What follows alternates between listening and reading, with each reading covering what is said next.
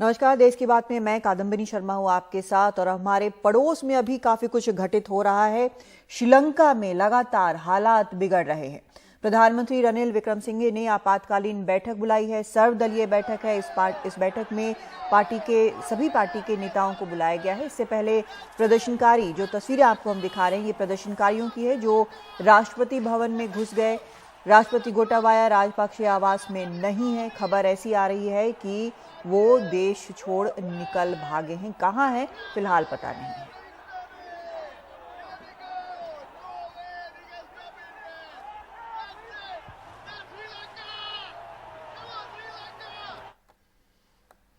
और इस पर चर्चा के लिए हमारे साथ खास मेहमान मौजूद हैं। यहाँ स्टूडियो में हमारे वरिष्ठ सहयोगी सीनियर एडिटर पॉलिटिकल और फॉरेन अफेयर्स उमा शंकर सिंह हैं। हमारे साथ जुड़ रही हैं खास मेहमान अनुराधा शेनॉय हैं। प्रोफेसर अनुराधा शेनॉय हमारे साथ जुड़ रही हैं। ये इन मामलों की जानकार हैं, जिंदल ग्लोबल यूनिवर्सिटी में पढ़ाती हैं।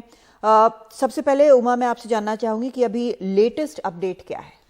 जी देखिए, जिस तरीके से आज वहाँ पे प्रदर्शनकारी पहले राष्ट्रपति आवास पे कूच किए, उसके बाद ये भी खबर आई कि वो प्रधानमंत्री आवास की तरफ भी कूच किए हैं। और उसके इस प्रदर्शन के बीच ऑल पार्टी एक मीट की बात सामने आई और उसमें जो स्पीकर हैं उन्होंने इसको कन्वीन किया और एक जानकारी निकलकर सामने आई कि तमाम पार्टी के जो नेता मिले उन्होंने ये तय किया है कि राष्ट्रपति गोटाबाया से ये रिक्वेस्ट किया जाए कि वो पद त्याग दें और साथ ही साथ रनिल विक्रमसिंघे को भी पद त्याग करने की जो मांग है वो की।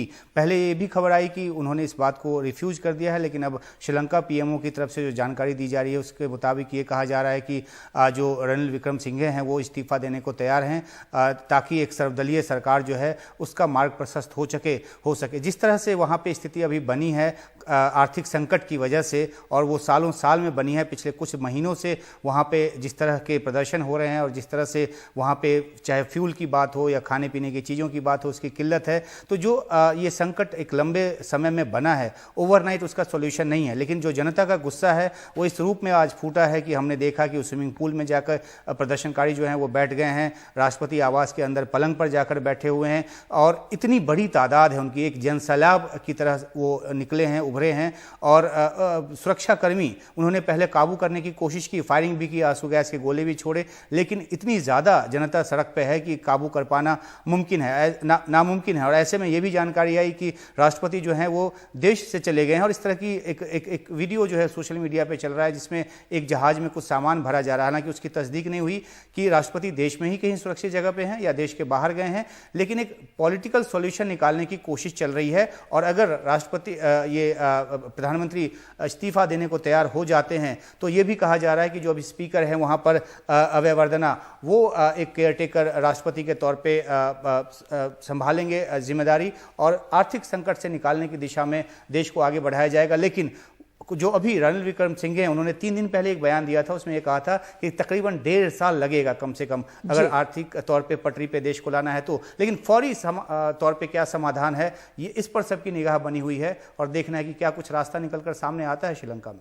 बिल्कुल, जो पूरी जो स्थिति है वो काफ़ी कॉम्प्लेक्स है, उलझी हुई है। 3 महीने से लगातार इस तरह से प्रोटेस्ट जो हैं वो चल रहे हैं, प्रदर्शन चल रहे हैं। वहाँ पर रोज़ जाकर जो प्रदर्शनकारी हैं वो जुटते हैं। हालात इतने खराब हैं, खाने के लाले पड़े हुए हैं। पहले कुछ दिन पहले तक ये लगा था कि शायद स्थिति सुधर जाएगी। अनुराधा जी, ये कहा जा रहा है कि जो इकोनॉमिक पॉलिसीज वहाँ पर फॉलो की गई श्रीलंका में, वो इस तरह की नहीं रही कि वो सस्टेनेबल हो, और उसी का नतीजा है कि आज वहाँ जो हुआ है।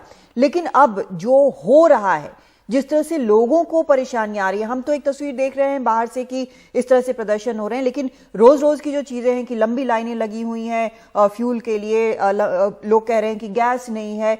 तो ये जो रोजमर्रा तक की जो चीजों का जो लाला पड़ रहा है, तो उसमें अब यहां से आगे का रास्ता क्या है? ये सभी जो एक गुट के नेता हैं वो रिजाइन भी कर देते हैं, चले भी जाते हैं, तो उसके बाद क्या होगा फिर? उसके बाद यही है कि सारी जो वहाँ की पार्टीज हैं उनको इकट्ठा होके आगे एक तो लोगों को कहना होगा कि वो सब्र रखें, क्योंकि वो इतना आक्रोश है लोगों के बीच में, क्योंकि वो कई महीनों से ये कह रहे हैं, ये कोई नई बात नहीं है। और ये राजपक्षे रेजिम जो है वो हट नहीं रही थी और ना कोई सोल्यूशन आगे कर रही थी। तो अब एक इमरजेंसी की सिचुएशन है।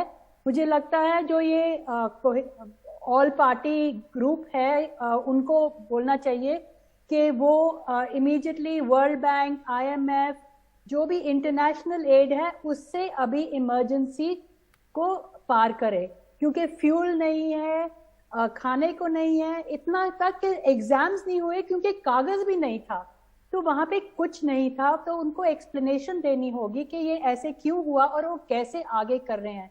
तो इमीडिएट स्टेप्स तो ये है कि वो इंटरनेशनल ह्यूमैनिटेरियन एड पे से ही राहत मिल सकती है। उसमें इंडिया भी एड दे रहा है, उन्होंने बाकी आसपास आसियान देशों और वेस्टर्न देशों सबसे एड मांगी हुई है।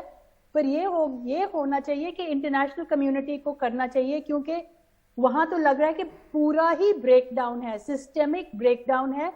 और लकीली अभी तक तो ये एक नॉन वायलेंट प्रोटेस्ट है, लोग थक गए हैं यही चीज मांग मांग के कई महीनों से। जी, लेकिन उमा, हम आपसे भी जानना चाहते हैं कि इमीडिएट लेवल पे तो एड के अलावा कुछ हो नहीं सकता, लेकिन एड भी कब तक चलेगा? अगर 1.5 साल लगता है तो 1.5 साल तक कितने देश दे पाएंगे? जी देखिए, तकरीबन 22 मिलियन आबादी है श्रीलंका की, और ऐसे में भारत की तरफ से भी कई खेप जो है मदद की पहुंचाई गई, चाहे वो डीजल के तौर पे हो या और ज़रूरी दूसरी आवश्यक चीज़ों की। तो लेकिन किसी भी देश की अगर अपनी अर्थव्यवस्था चरमरा जाए, पूरी तरह से पटरी से उतर जाए, तो बाहरी देशों के मदद के सहारे वो बहुत लंबा समय तक नहीं चल सकती। और दूसरी बात यह है कि हालांकि वर्ल्ड फूड प्रोग्राम के डायरेक्टर का दौरा वहाँ पर होना है, श्रीलंका को जिस तरह से उम्मीद थी कि दुनिया की मदद वहां तक पहुंचेगी वो नहीं पहुंची है। एक समय था, बल्कि समय है जब बहुत ज़्यादा डिपेंडेंसी श्रीलंका की चीन पर हो गई थी, और एक वक्त तो ऐसा भी था कि जो विदेशी कर्ज श्रीलंका ने लिया उसका 10% तक हिस्सा जो है वो चीन का था। लेकिन अब चीन भी बहुत ज़्यादा मदद का हाथ आगे नहीं बढ़ा रहा है। तो एक फिक्स सा सिचुएशन है श्रीलंका में अभी, और एक पॉलिटिकल जो एक डेडलॉक है वो तो बना ही हुआ है। तो दो स्तर पर श्रीलंका में लड़ाई चल रही है, एक तो आर्थिक हालात से उभरने की, और दूसरा जो नेतृत्व का बदलाव है उसको लेकर। नेतृत्व के बदलाव के बारे में आपने बहुत अहम बात कही है। हम यहाँ पर अनुराधा जी क्या समझें कि जो राजपक्षे पूरा परिवार है उसका अब पॉलिटिकल जो वहां पर कोई भी होल्ड है वो खत्म हो चुका है, क्योंकि ये हालात तो एक्स्ट्रा ऑर्डिनरी हैं। बिल्कुल, राजपक्षे का परिवार जिन्होंने करीब 20 साल से सिन्हला राष्ट्रवाद के नाम पे वहां पे राजनीति करी है, और फिर जो ये आर्थिक पॉलिसीज, एक तो कोविड हो गया, श्रीलंका एक ऐसी जगह है जो टूरिज्म पे बहुत डिपेंडेंट है और एग्रीकल्चर पे, चाय, स्पाइसेस एक्सपोर्ट वगैरह पे, और वो एक बहुत अच्छा एक्सपोर्ट चलता था। लेकिन उन्होंने एक तो टैक्सेस हटा दिए, फिर एकदम बोला कि ये सारी इकोनॉमी बदल के हम सिर्फ ऑर्गेनिक एग्रीकल्चर करेंगे अब, और फर्टिलाइजर इंपोर्ट नहीं करेंगे। अब ये ओवरनाइट कौन ऐसी मतलब इतनी रैडिकल स्टेप्स ले सकते हैं? तो मतलब गलती उनके बिल्कुल उनके हाथों में है, और अब लोग ये जान चुके हैं। और जो लोग इन राजपक्षे को इतना प्यार करते थे, उसने सारा अपने परिवार को कैबिनेट में डाला, और ग्राउंड लेवल से जो आवाजें आती हैं उनको बिल्कुल कोई मान्यता नहीं दी। तो अब ये स्थिति हो गई है। श्रीलंका एक पुरानी डेमोक्रेसी है, उसमें कई ऑपोजिशंस हैं, कई नीतियां हैं, सिविल सोसाइटी स्ट्रांग है। मुझे लगता है सारी फोर्सेस को बुला के अब ऐसा तय करना होगा कि हम जरूर बिल्कुल बदलाव लाएंगे, स्टेबिलिटी लाएंगे। जो इमरजेंसी है इमीडिएट, खाने की ये स्टार्वेशन और फैमिन वगैरह ना हो, उसका इंतजाम जरूर करना होगा। पर इमीडिएट लॉन्ग टर्म पॉलिसीज, चाहे IMF, world bank, food programme, United Nation, सब के तरफ से श्रीलंका की जरूर मदद करनी होगी। और मुझे लगता है साउथ एशिया के देश, भारत खास करके, आसियान जिनसे इनका बहुत रिश्ता है, और बाकी देश भी अपनी राजनीति और डिफरेंसेस छोड़ के श्रीलंका की जरूर मदद करनी चाहिए। जी बिल्कुल, और हम देख भी रहे हैं कि भारत लगातार मदद कर रहा है। हमने देखा पिछले कुछ दिनों में उमा किस तरह से कई खेप गई हैं, तेल की हो या फिर दवाइयों की हो, इनकी भी खेप गई है। लेकिन ठीक है, बहुत हालात बहुत खराब हैं और लोगों को ज़रूरत है। शायद ये वक्त है जब साथ खड़े होने की इस क्षेत्र के देशों को बहुत ज़रूरत है।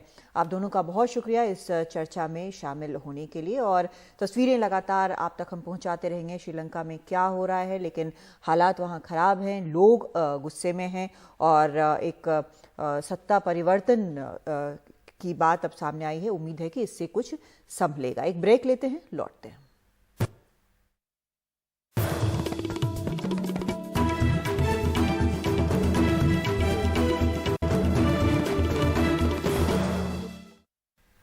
अमरनाथ गुफा के पास बादल फटने के कारण अचानक बाढ़ आ गई। इस हादसे में 16 लोगों की मौत हो गई है। 40 लोग अब भी लापता हैं, जिनकी लगातार तलाश की जा रही है। फिलहाल एनडीआरएफ, सीआरपीएफ, बीएसएफ, स्थानीय प्रशासन राहत और बचाव का काम जारी रखे हुए हैं। इस हादसे में कुछ लोग घायल भी हुए हैं, जिन्हें एयरलिफ्ट कर अस्पताल में भर्ती कराया गया है। घायलों में कुछ लोगों की हालत गंभीर बताई जा रही है। इस हादसे के बाद आज एहतियातन अमरनाथ यात्रा रोक दी गई है। आज पहलगाम और बालटाल से ऊपर की चढ़ाई नहीं हो रही। जो लोग ऊपर गए हैं वही सिर्फ नीचे पहलगाम या बालटाल आ रहे हैं। अब तक करीब 15,000 लोगों को सुरक्षित जगहों पर पहुंचाया गया है।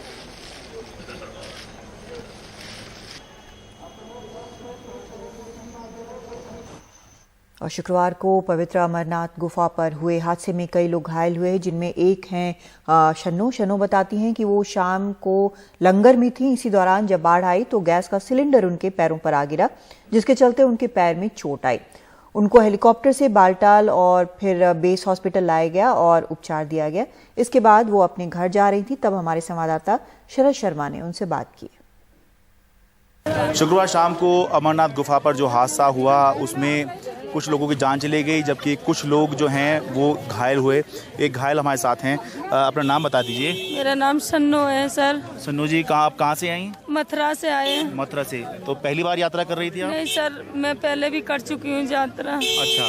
ये मेरा बेटा है। अच्छा। मेरा घर वाला है, इन्होंने पहली बार यात्रा करी है। अच्छा, आप पहले भी कर चुके हैं? हाँ सर। थोड़ा बताएंगे कि आप कहाँ पर थी, क्या हुआ? मैं गुफा से थोड़ा उल्ली तरफ थी, लंगड़ में। अच्छा। बरसात हुई तो मैं बरसात के मारे खड़ी हो गई। अच्छा।